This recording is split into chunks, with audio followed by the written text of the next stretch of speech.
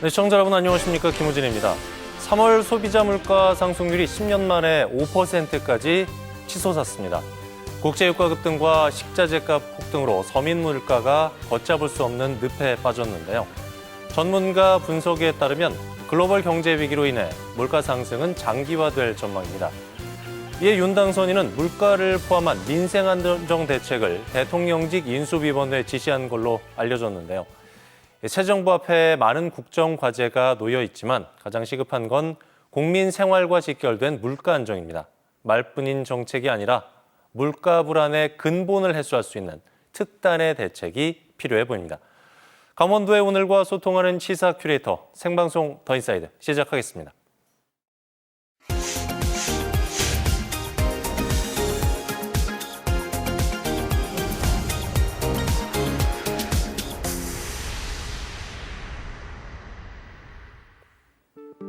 오늘 하루를 뜨겁게 달군 사건 사고부터 놓치지 말아야 할 주요 뉴스를 한눈에 정리해드리는 오늘의 뉴스캐스터 오서윤입니다.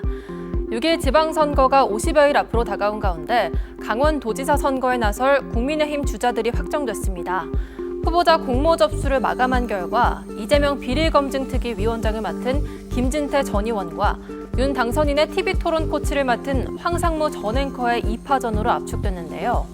국민의힘 공관위는 내일부터 후보자 면접과 심사를 거쳐 오는 14일 경선 후보자를 발표할 예정입니다. 과연 누가 선거에서 최종 후보에 오를지 이목이 집중되고 있습니다.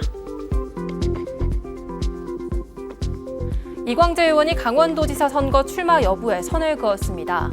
하지만 오늘 원창목 전 원주시장이 더불어민주당 강원도지사 공천을 신청하지 않아 중앙당이 강원도를 전략 공천 지역으로 확정할 가능성이 높아졌습니다. 이로써 이 의원의 차출에 무게가 실리고 있습니다. 코로나 재택 치료자도 직접 약국에 가서 처방약을 받을 수 있게 됐습니다. 앞서 정부가 발표했던 재택 치료자의 대면 진료 방침에 이어 처방 의약품도 직접 수령이 가능해진 건데요.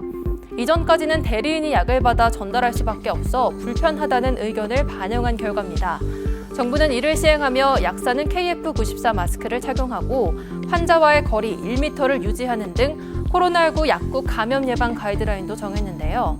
확진자 대면 의약품 수령에 따라 약국에 환자 1명당 6,020원의 대면 투약 관리료를 지급하는 추가 보상 방안도 마련됐습니다. 지금까지 오늘의 뉴스캐스터 오서윤이었습니다.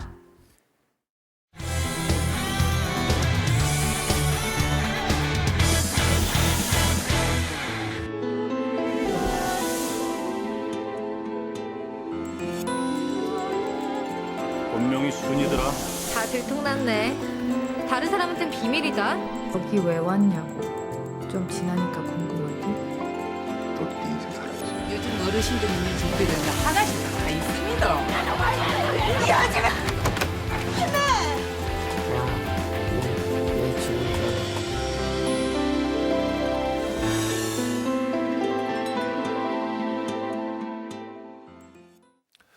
네, 생방송 더 인사이드 함께하고 계신 지금 시각 6시 49분 지나고 있습니다. 강원도의 미래를 만들어가는 인물, 화제 인물을 만나보는 피플인 시간인데요. 오늘 시간에는 2001년 영화 꽃섬으로 데뷔한 이후에 여러 편의 작품을 통해 연기파 배우로 이름을 날리고 계신 분입니다. 연극 무대를 넘나들고 있고요. 또 영화와 드라마까지 하고 계신 팔방민 모셨습니다. 김혜나 배우 모셨습니다. 안녕하십니까? 네, 안녕하세요. 네. 반갑습니다. 여러 작품 속에서 뵀었는데 네. 실제로는 처음 뵙습니다. 최근에 네. 작품 활동 때문에 바쁘셨다고요? 네, 예. 바빴던 거 이제 끝나고 이제 조금 한가해졌고요. 이제 네. 마림 씨를 부탁해라는 영화 개봉 준비하고 있어요. 네, 마림 씨를 부탁해 다음 주에 개봉하는 걸로 제가 알고 있는데 네, 4월 13일 개봉입니다. 13일 네. 개봉이군요. 어떤 영화인가요? 소개 좀 해주실까요? 네, 서울 사는 아들이 대구로 어머니를 만나러 가요. 어머니는 이제 아들이 오니까 청소하고 준비하다가 다치게 됩니다. 그러면서 영화가 시작되는데요. 아들한테 도움받고 싶지 않은, 불편하게 하고 싶지 않은 엄마와 그리고 현실적으로 보살필 수 없는 아들, 그리고 그 엄마를 대신 도와주시는 요양보호사, 그 세 명과 그 가족들의 이야기고요. 결국은 진짜 가족이 무언가? 이런 생각을 하게 하는 그런 영화인 것 같아요. 가족의 의미에 대해서 또 한 번쯤 생각해 볼 네. 수 있는 좋은 영화인 것 같은데 어떤 역할 맡으셨어요? 김혜나 배우께서? 저는 그 아들의 부인이죠. 그러니까 며느리. 며느리. 네. 마림 씨의 네. 며느리로 그럼 나오시는 거네요. 네. 네. 엄청 뭐 예뻐하고 이러지는 않지만 그래도 네. 어쨌건 저도 시어머니를 어떻게든 잘 모시고 싶어 하고 어머니도 하나뿐인 아들의 부인이니까 이렇게 챙겨주려고 하지만 결국은 이렇게 신경전 뭐 이런 네. 것도 많이 생기게 되고 네. 갈등이 조금 있는 그런 인물이에요. 예. 주인공 마림 씨가 그러면은 네. 김용옥 선생님. 네. 네. 이번 영화가 좀 특이한 점이 이 대배우입니다. 관록의 배우 그럼요. 예, 김용옥 선생님께서 65년 연기 인생 중에 처음으로 이제 주연을 맡으신 작품이라고 네, 들었는데 대배우하고 함께 호흡을 맞춘 심정이 어떠셨어요? 일단 처음에는 정말 떨렸어요. 예. 네, 정말 그 대배우님 앞에서 이렇게 말을 한다는 것 자체가 진짜 떨렸고요. 일단 그리고 정말 영광이었습니다. 네. 그리고 영화를 찍는 내내 선생님이랑 그냥 수다만 떨어도 밥만 먹어도 배우는 게 너무 많았고요. 예. 연기하시는 모습 보면서 감탄하고 그랬었던 것 같아요. 예. 네. 65년 외길 인생을 걸어가셨는데 어떤 점이 좀 배울 점이 많던가요, 김용옥 선생님? 일단 그 연세에도 그런 집중력과 에너지 그리고 모든 스텝과 다른 배우들 다 이렇게 챙겨주시고 다 이렇게 둘러보시는 그런 모습들이 진짜 되게 인상적이었어요. 포용력까지 있으시구나. 네. 영화 촬영을 하다 보면은 현장이 좀 힘든 경우도 좀 많이 있지만은 네. 하다 보면은 재미난 일, 기억에 남는 일, 에피소드도 좀 있으셨을 것 같은데 이번에는 어떠셨어요? 사실 뭐 현장에서 내내 정말 재밌었어요. 뭐 그냥 뭐 한 장면 한 장면 할 때마다 계속 웃으면서 재밌게 했는데 네. 제가 선생님한테 한번 대들고 맞는 장면이 있는데 선생님이 아플까 봐 이렇게 너무 살살 때리셔갖고 진짜 많이 맞았거든요. NG가 그날. 났네요. 네, 계속 그래서 웃음을 참으면서 이렇게 맞았던 기억인데 그날이 좀 생각이 나는 것 같아요. 한 머리 좀 세게 때려달라고 말씀하시죠, 그러셨어요? 했지만 걱정이 되시는 거 정말 배려하시느라고? 아플까 봐. 네, 근데 마지막에 정말 세게 때리시더라고요. 예, 네. 그렇군요. 영화 포스터를 제가 봤는데 남 같은 가족, 네. 가족 같은 남이라고 하는 문구가 있더라고요. 네. 고령화 시대에 한번 좀 아까 말씀 나눴지만 가족의 의미에 대해서도 한번 좀 생각해 보게 되는데 네. 김연아 배우님께서는 어떠세요? 생각에 남 같은 가족, 가족 같은 남 어떤 생각이 드십니까? 이 명제에 대해서. 저는 가족 같은 남이 네. 요즘에 새로운 또 어떤 가족의 형태 아닐까라는 생각이 들어요. 예. 물론 피가 섞인 가족들도 굉장히 소중하고 예. 챙겨야 될 존재지만 함께 계속 생활을 하진 못하잖아요. 근데 네. 같이 생활을 하고 같이 일을 하고 같이 지내는 친구들이 같이 밥을 먹고 지내는 친구들이 가족이 되는 경우들이 있는 것 같은데 예. 그런 집단도 되게 좋은 것 같다는 생각이 들었어요. 다른 가족이 생기는 느낌? 네. 영화를 보면서 또 그 얘기가 무슨 얘기인지 가족의 네. 의미에서 또 한번 좀 네, 생각해 네, 볼 네. 수 있는 계기가 될 것 같고 뭐 여러 분야가 마찬가지겠습니다만은 코로나19가 장기화되면서 영화계도 직격탄을 맞고 있잖아요. 네. 영화인으로서 배우로서 이 코로나19라는 긴 터널을 지내오는 가운데 있는데 네. 쉽지는 않은 상황인 것 같아요. 어떻게 보고 계세요? 네, 사실 마림 씨를 부탁해 촬영도 코로나가 굉장히 막 심각할 때 촬영을 시작했어요. 네. 근데 그 전에는 거의 모든 영화나 드라마가 거의 이제 중단이 돼 있는 상태여서 거의 1년간은 어떡하지? 어떻게 살아야 되지? 촬영을 어떻게 해야 되지? 이런 생각이 들었었는데 네. 뭐 피할 수 없다면 즐기라고 코로나를 뚫고 그냥 저희가 촬영을 시작했거든요. 네. 그러다 보니까 뭐 서로 조심하면서 그냥 정말로 조심하면서 배려하면서 촬영을 하게 된 것 같고 지금은 이제 뭐 위드 코로나 시대로 가면서 네. 그래도 조심을 해야겠지만 이제 삶이 더 이상은 뭐 멈춰지거나 뒤로 처지지 않았으면 좋겠다는 생각이 들어요. 정면 돌파를 선택했고 네. 관계자분들이 똘똘 뭉쳐서 네. 여기까지 올 수 있었네요. 배우를 시작하게 된 특별한 계기가 좀 있으실 것 같은데 어떠셨어요, 예전에? 사실 제가 5살 때 예쁜 어린이 선발 대회라는 게 있었어요. 예. 네, 거기 여왕이 됐었는데 거기 예. 특전이 이제 TV 프로그램 출연이었거든요. 예. 근데 그때 그게 잘 안 됐어요. 출연까지는 못했거든요. 예, 예. 그러면서 그냥 TV에 나오는 게 되게 좋겠다라는 생각만 막연히 갖고 있다가 네, 고등학교쯤 이제 아버지랑 연극 보러 갔는데 진짜 예. 멋있는 거예요, 배우가. 예. 그 위에 제가 있고 싶었고 예. 그래서 한번 도전해 볼까라고 생각을 했고 도전을 했고 결국에 배우가 됐습니다. 예쁜 어린이 선발대회는 저도 잘 알고 있는데 굉장히 오래된 거거든요. 네, 제 5살이라고 표현을 하셨는데 예. 그냥 80년대에 태어나신 걸로 네, 제가 맞습니다. 정리를 하겠습니다. 네, 80년대에 태어나신 건 맞잖아요. 네. 80년대 태어난 거 맞죠? 맞아요. 예, 넘어가겠습니다. 꽃섬으로 데뷔를 하셨고 네. 데뷔를 하자마자 부산 영화평론가협회에서 신인 여우상 수상하셨어요. 네. 데뷔하자마자 네. 여배우로 인정받은 거거든요. 네. 쉽지 않은 케이스인데 네. 타임머신 타고 당시를 좀 돌아가 보죠. 어떠셨어요? 아무 생각이 없어요. 그러니까 네. 진짜요? 왜요? 라고 제가 물어봤던 것 같아요. 아 예. 네. 제가요? 그러니까 네, 감사합니다. 이러고 부산까지 내려가는 동안도 굉장히 얼떨떨했고 상을 받을 때도 내가 이런 걸 받아도 되나? 이런 생각이 들 정도였어요. 예. 네.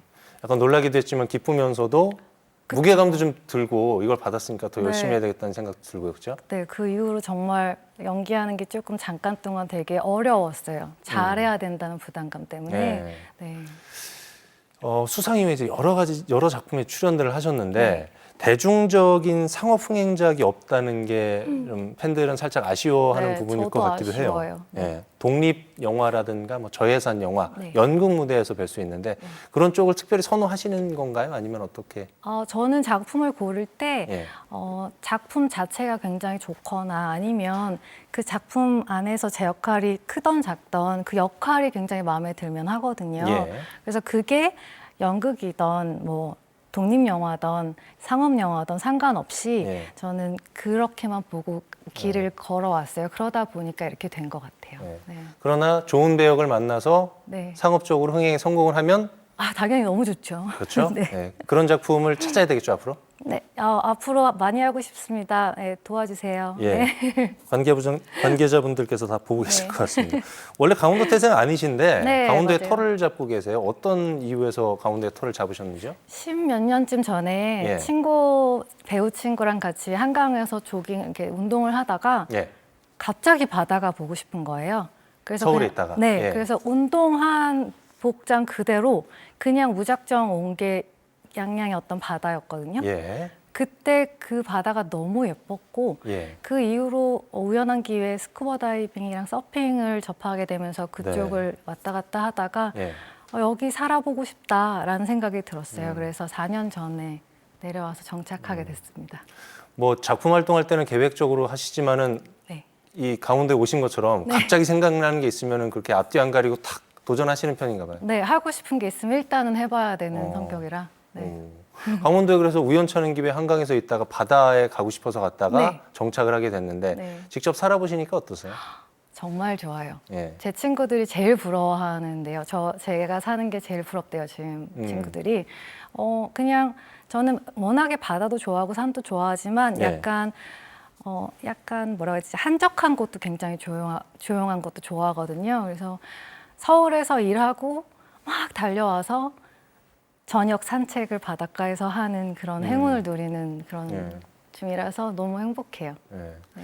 들어보니까 김연아 배우께서 취미 부자라고 하더라고요. 네. 취미를 정말 다양하게 갖고 계시대요. 네. 그래서 강원도의 바닷가에 정착을 하게 된 이유도 네. 취미에 기인한 거라고 얘기를 들었는데 네. 어떤 취미를 주로 하시는지요?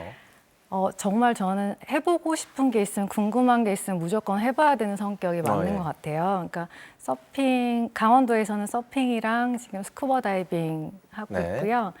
요즘에 목공 수업을 들으면서 목공 수업이요? 네. 예, 나중에 강원도에 집을 지어서 예. 가구도 제가 만들고 이러고 싶은 꿈이 있어서 예. 네, 배워보고 있어요. 예. 네.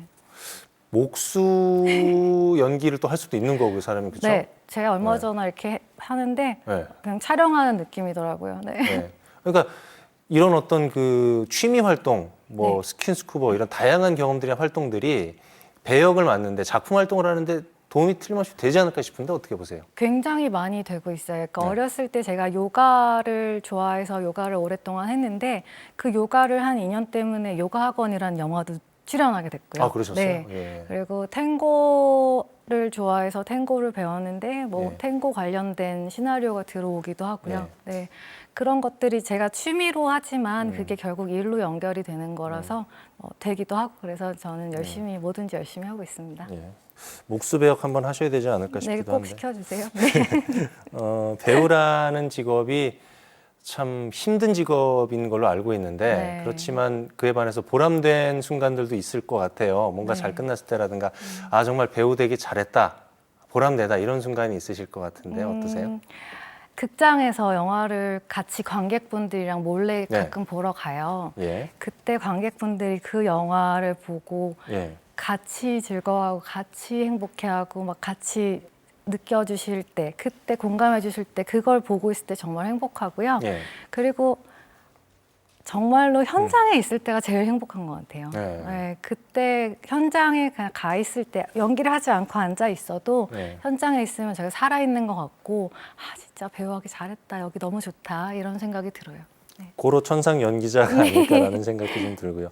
절친 배우로 요즘에 대세 배우입니다. 오정세 배우 네. 그리고 슬기로운 의사생활 김대명 배우가 친하시다고 네. 들었는데 이분들처럼 좀 대중들에게 물론 팬들이 많으시지만 네. 대중들에게 널리 알려진 배우가 되고 싶은 생각도 좀 있으실 것 같은데 네. 한 인터뷰에 따르면은 스타가 되기보다는 나는 배우가 되고 싶다라는 네.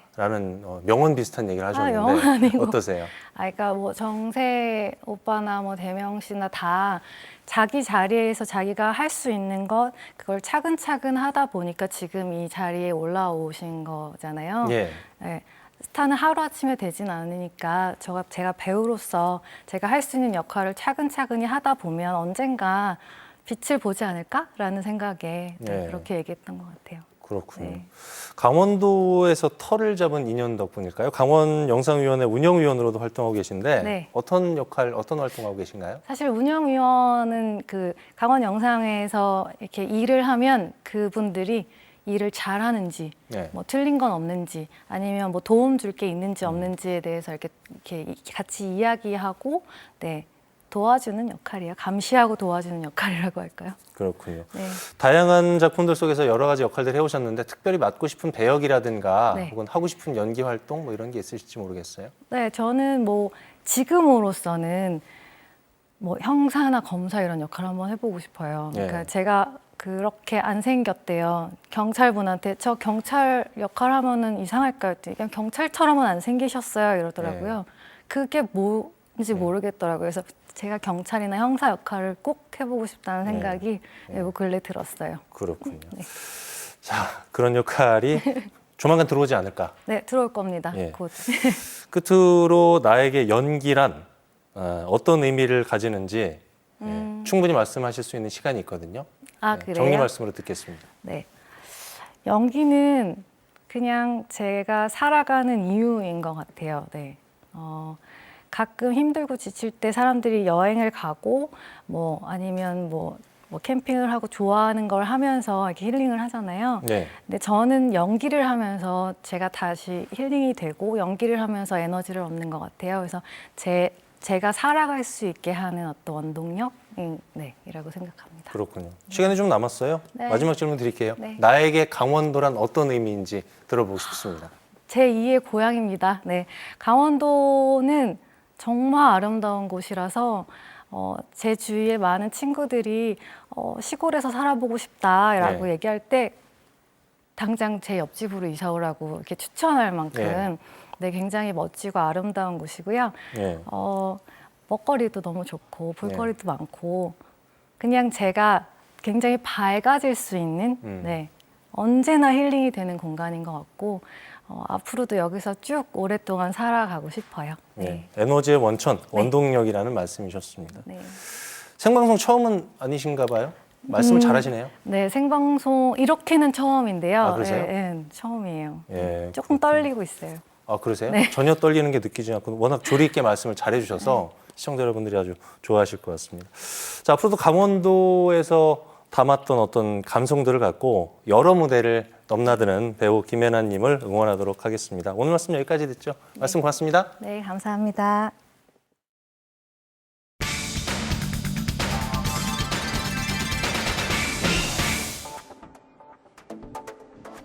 많은 전문가들이 우려했던 3월 중순, 코로나19 확산세가 정점을 찍으며 어린이들의 감염이 크게 늘었습니다. 이에 정부는 지난달 31일부터 만 5세에서 11세 아이들을 대상으로 백신 접종을 시작했는데요. 학부모들은 쉽사리 백신 접종을 결정하지 못했습니다. 아니요, 접종하지 않을 계획입니다. 백신에 맞고 좀 부작용을 경험하신 분들이 있어서 그 부분이 좀 많이 걱정이 되더라고요. 그래서 아이한테 부작용이 오는 게 좀 걱정이 돼서 그 부분 때문에 접종을 안 마칠 것 같습니다. 지난 청소년 백신 부작용으로 아이를 허망하게 떠나보낸 사례도 있었는데요. 2차 때 가슴이 좀 아프다는 얘기가 있었지만 75일 만에 저희 아들이 사망을 했습니다. 급성 백혈병으로. 왜 나는 큰아이한테 그 접종을 시켜서 이 자리에 같이 있지 못하게 된 이 시점이 제가 그 종이에 사인한 제 손을 정말 제가 부러뜨리고 싶었어요. 청소년 방역 패스에 대한 우려에 이어 백신 이상 반응에 대한 학부모들의 불안은 여전한데요. 4월 4일 기준 소아 백신 접종률은 0.6%에 불과합니다. 접종 첫날 춘천의 한 소아과를 찾았습니다. 백신 접종 예약자 수는 단 4명이었는데요. 성인과 청소년과는 다르게 수가 많지는 않습니다. 지금 하루 평균 5명 정도 예약이 돼 있습니다. 그래서 오미크론 변이가 감염률이 너무 높아서 백신의 효용성에 대한 의구심이 커진 것도 사실이고요. 그리고 간혹 뉴스에서 나오는 그 부작용에 대한 뉴스들, 그런 것들 때문에 엄마들한테 인식이 좋지는 않은 건 사실입니다. 소아 백신 접종률은 낮은 반면 확진 비중은 높은 편인데요. 9세 이하 어린이 누적 확진자는 약 180만 명으로 2명 중 1명은 코로나19를 앓은 셈입니다. 올해 7살 아이를 둔 김강민 씨는 아이의 백신 접종을 결정했다고 하는데요. 이제 백신 부작용 때문에 맞추는 걸 반대하는 입장이었고요. 저희 애기 아빠는 안 맞고 코로나 걸렸을 때 만에 하나라도 이제 중증으로 가게 되면 그게 더 위험하지 않을까라고 해서 모험을 하는 마음이긴 한데 일단은 맞춰보는 걸로. 이번에 승인된 백신은 화이자사의 소아용 백신인데요. 기존 백신의 유효 성분이 3분의 1 수준으로 적습니다. 이번에 오미크론 변이 감염률을 볼 때 그 누적 발생률이 5에서 11세 소아와 그 청장년층을 거의 80% 이상 완료가 됐거든요. 접종이 비교해보면 거의 2배였어요, 소아가. 전 지금은 건강한 아이한테도 좀 접종을 좀 권하는 편입니다.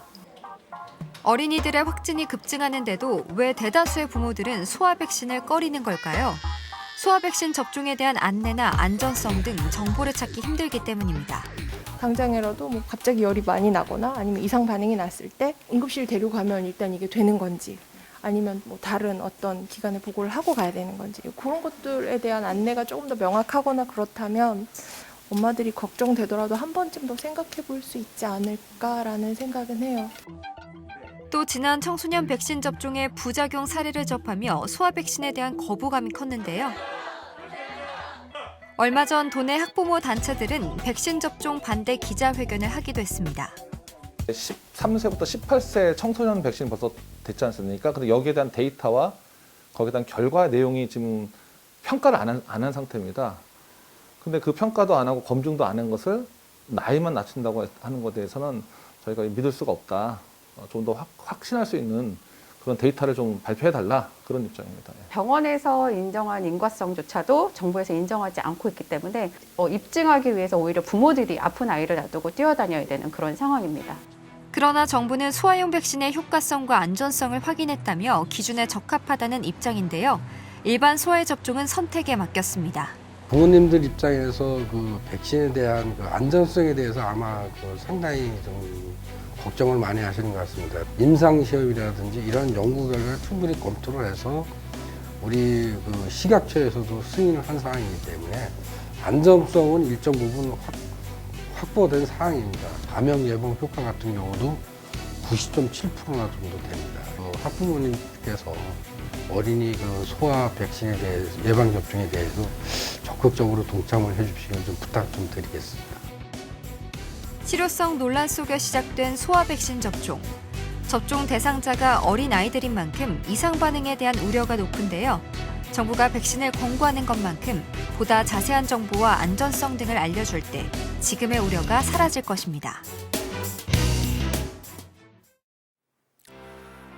네, 4월 7일 목요일 생방송 더 인사이드. 저희가 준비한 소식은 여기까지입니다. 함께해 주신 여러분 고맙습니다.